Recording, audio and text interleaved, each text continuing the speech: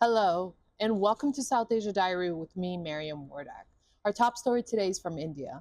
On the 26th of November 2008, India witnessed one of the most horrific terror attacks in recent history. 10 terrorists from Pakistan entered Mumbai and unleashed violence that lasted 4 days.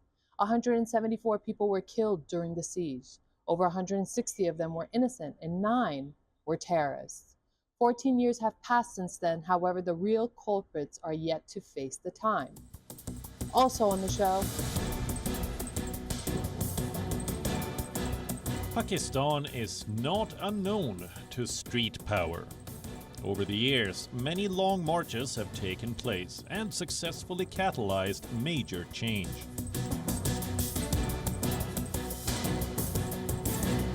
After decades of war, Afghans face another deadly challenge.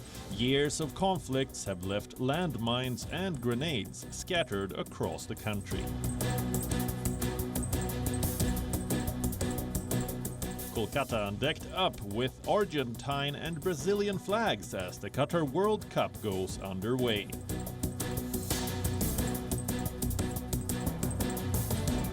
Bangladeshi duo spent a fortune supporting South Korea in the Football World Cup.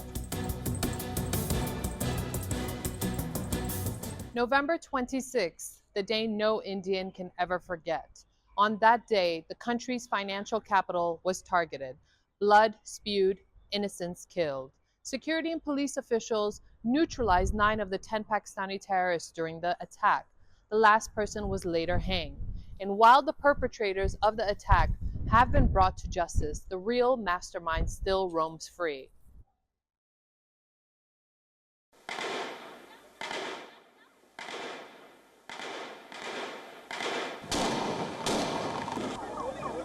Gunfire, screams, blood-stained floors, Taj Hotel's dome ablaze.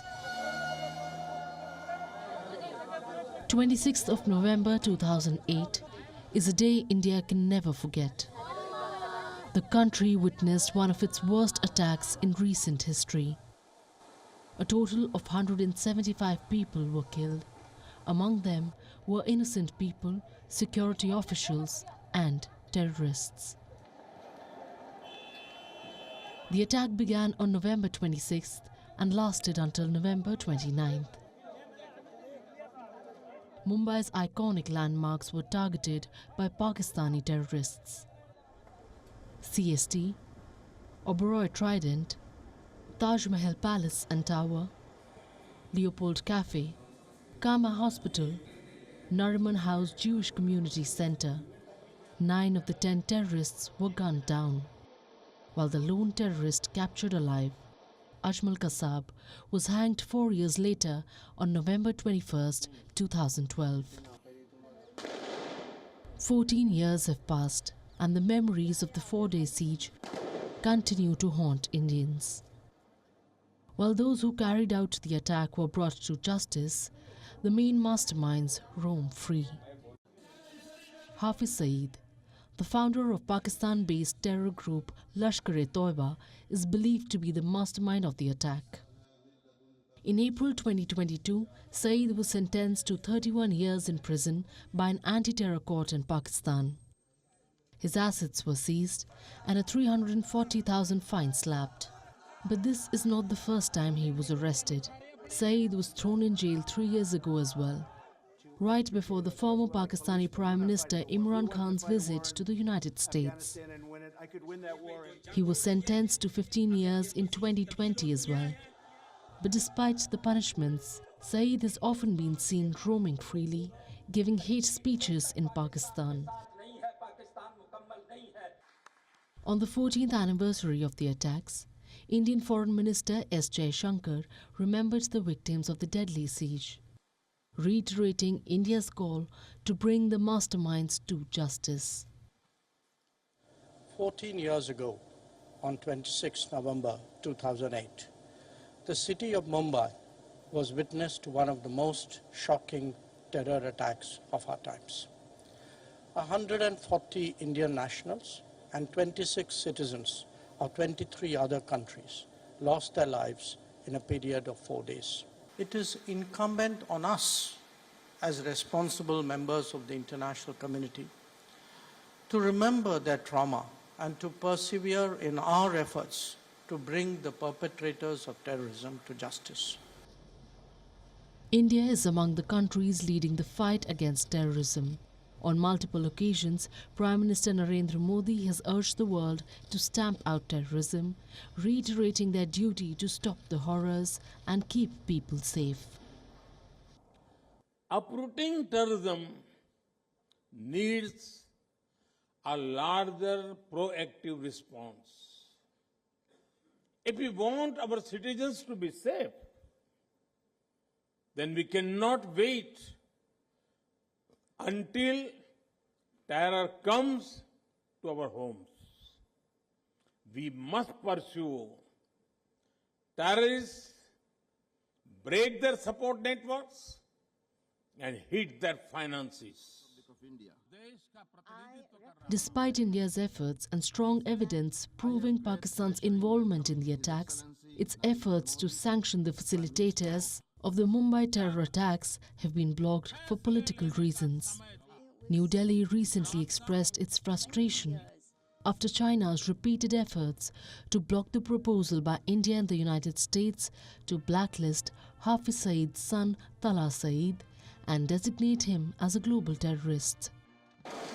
While countries leverage the ghastly crime for their selfish benefits, those who lost family in the attack feel betrayed by the world that has once again failed in serving justice. South Asia Diary, WION World is One. The political crisis in Pakistan continues as Imran Khan begins another innings of his anti-government protests. However, long marches and sit-ins in or to the capital city Islamabad are not unprecedented. From the 70s till now, street power has played an important role in the country's political history. Let us take a look at major marches held in Pakistan since the formation 75 years ago.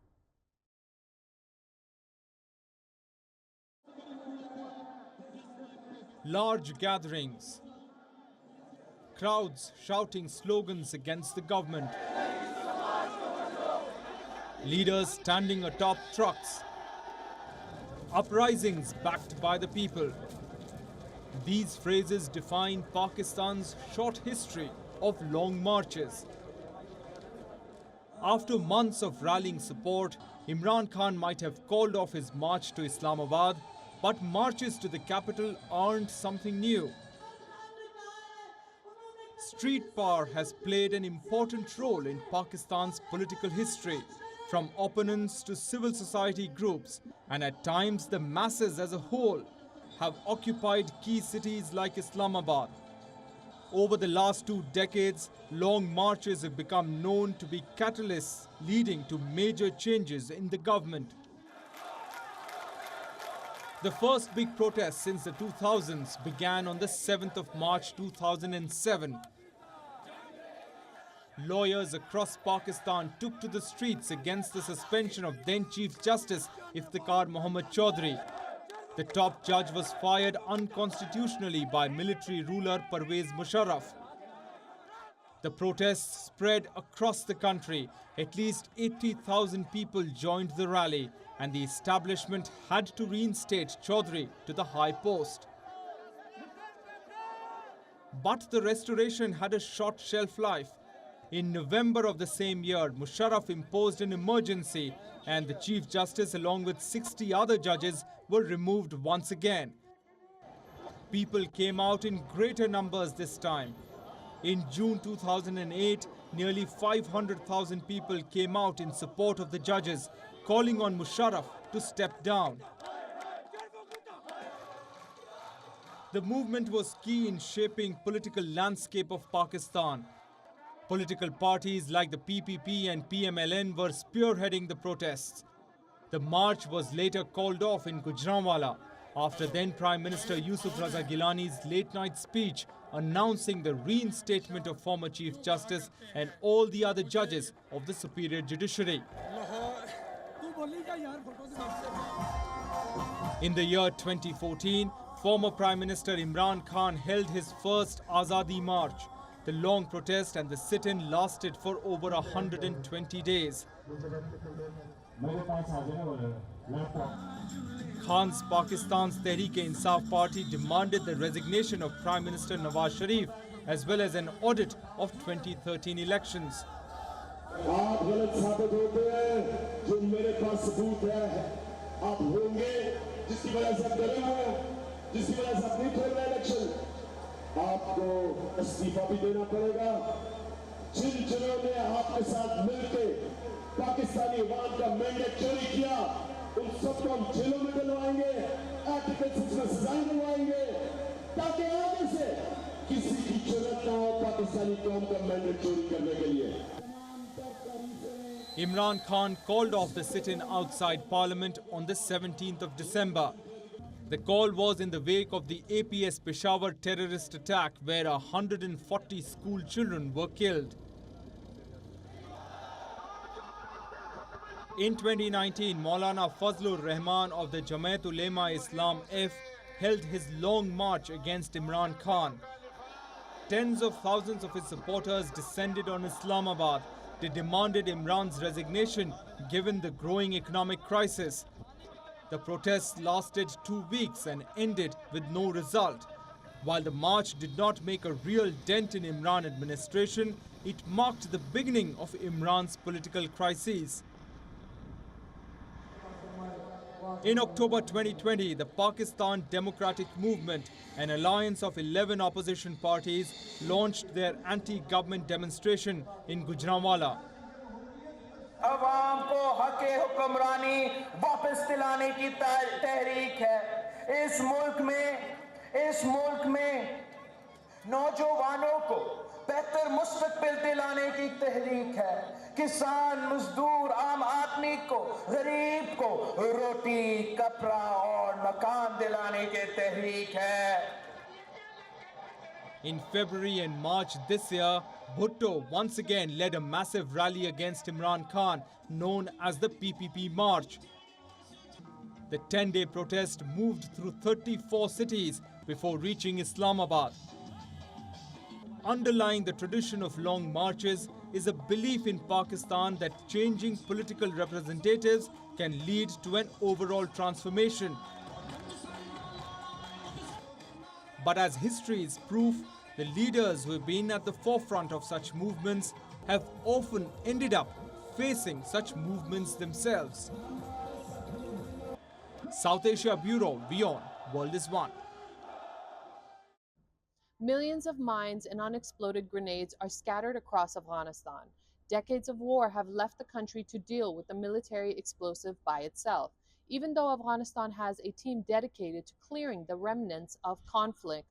The lack of resources and people moving back home to areas earlier turned inaccessible by the war are adding up to the long list of challenges.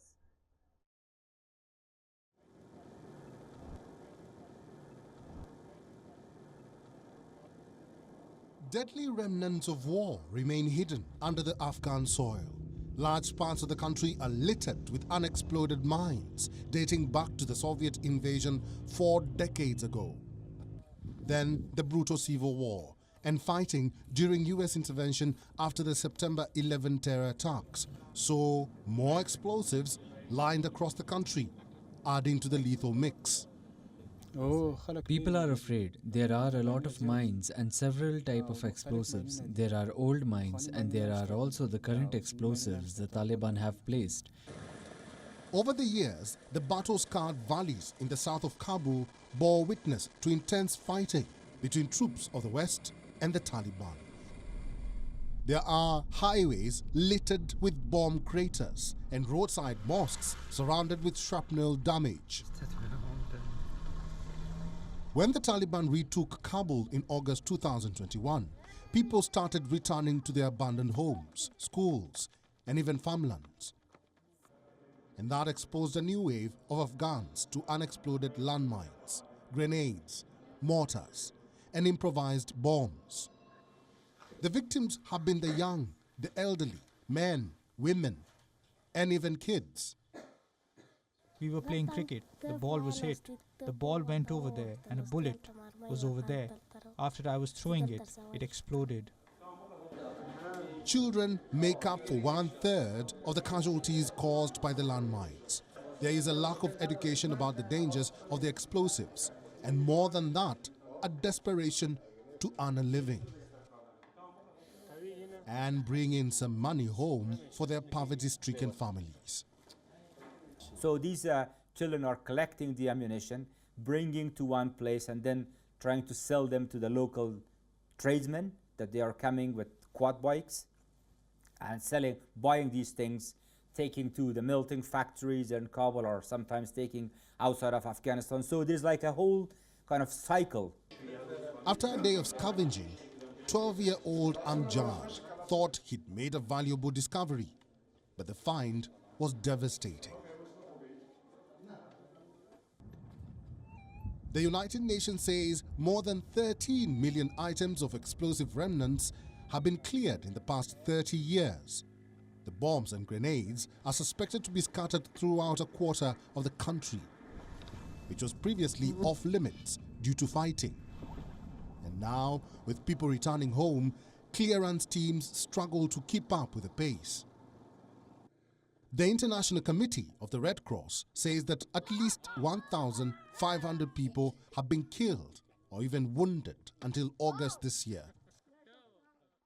Places we used to call it hard-to-reach areas, now all these areas are accessible. As we were expecting, the number of civilian casualties will rise, and it has risen quite dramatically, especially among civilians and children.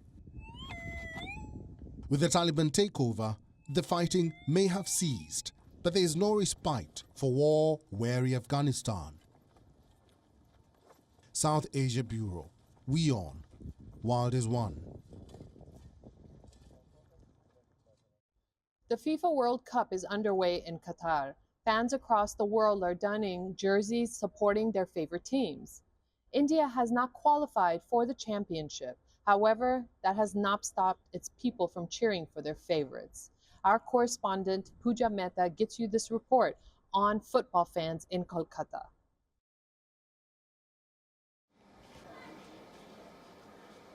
India may not have a spot in Football World Cup, but Kolkata is cheering for the two teams, Argentina and Brazil. Considered the mecca of football in India, Kolkata is completely engulfed and gripped in football fever.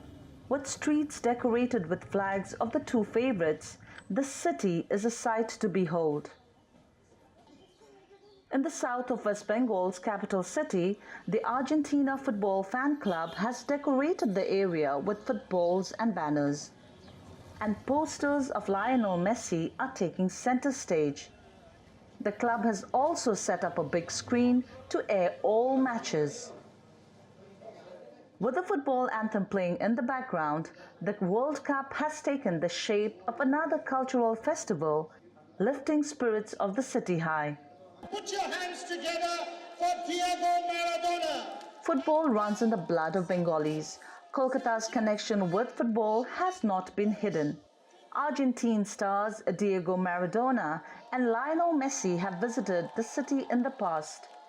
By Diego Maradona. There is even a statue of Maradona in Kolkata. Kolkata's favorite Maidan Market is famous as a one-stop shop for all sports merchandise. And with the Qatar World Cup underway, it has transformed into a beeline of fans buying jerseys of their favorite players. We are at Kolkata's famous sports market in Esplanade, where you can see there are shops lined up and people can be seen making a beeline, buying their favorite player's jersey. Football and food are two things close to the hearts of all Bengalis. People in the state are famous for their sweet tooth, and the desserts here are known worldwide.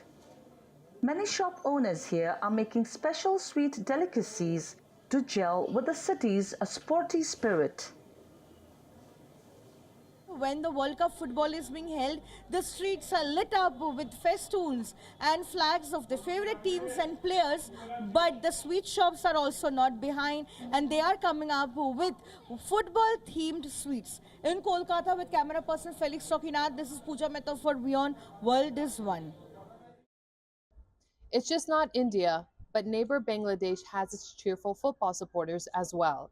A chemist by profession and a football fan by passion. Got a miles-long banner hanging in his village just to show his love and support for the South Korean team.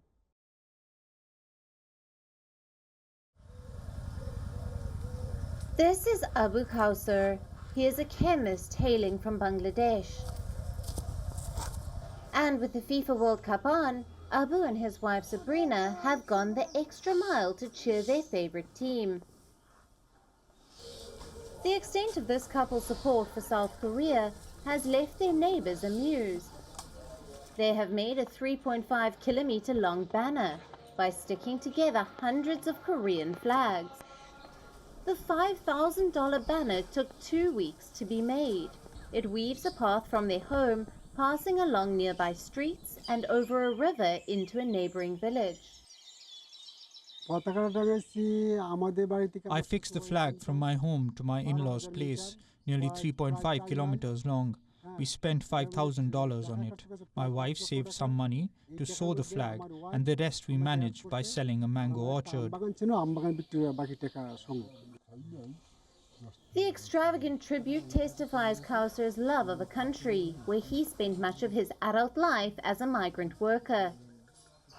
His wife Sabrina has never been to South Korea, where her husband spent 15 years toiling in factories, but is in awe of the life there, as narrated by her husband. Whenever my husband used to come home from South Korea, he used to tell me about the culture, discipline, and the beauty of the country. I truly love those stories. I consider South Korea as my dream place to visit. The unfurling has caused a stir on social media. Thousands of people are visiting his village, Bancharampur, to see it in person, even if they cannot quite understand the reasoning behind the costly endeavor. With people lining up on one hand, the couple's neighbors are puzzled. For them, it's an alien concept to be blowing so much money just to support a team which is not even their own. Bangladesh is better known for its love of cricket, with its football team ranked 192nd globally. It has never qualified for the premier international tournament. But every 4 years, the World Cup brings out sporting passions in a country full of Argentina and Brazil fans. South Asia Bureau, WION World is One. That's all we have for you on this episode of South Asia Diary. We'll be back next week with a brand new lineup of stories. Until then, stay safe. I am Mariam Wardak, and you are watching WION World is One.